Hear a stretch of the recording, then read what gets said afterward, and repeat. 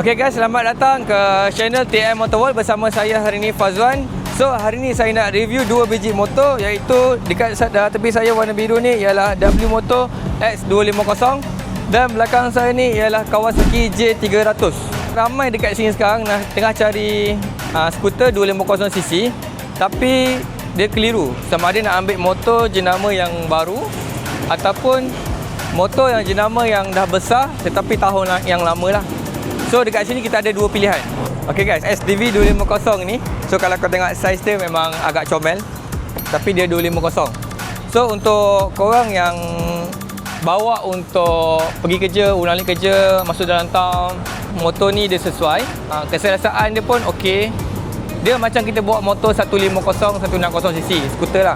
Tapi yang ini 250, tapi saiz yang lebih kurang macam cc 150. Okay guys, so yang ini ialah Kawasaki J300. Orang yang pakai yang nak perjalanan yang agak jauh boleh pilih yang ini. Sebab yang ini ialah untuk orang yang pilihkan keselesaan. So dari segi position saya duduk pun dia memang rasa selesa lah. Kalau kau nak masuk town pun saya rasa tak ada masalah. Tinggi saya 165, berat pun 50 lebih.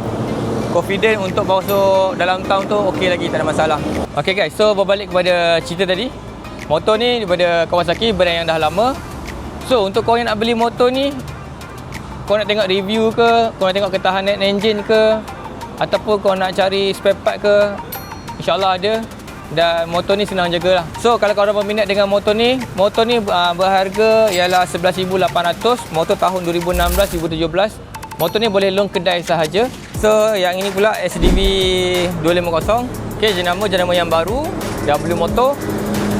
So untuk motor ni bagi saya kan, bagi korang tak tahulah, bagi saya dia sangat berbaloi.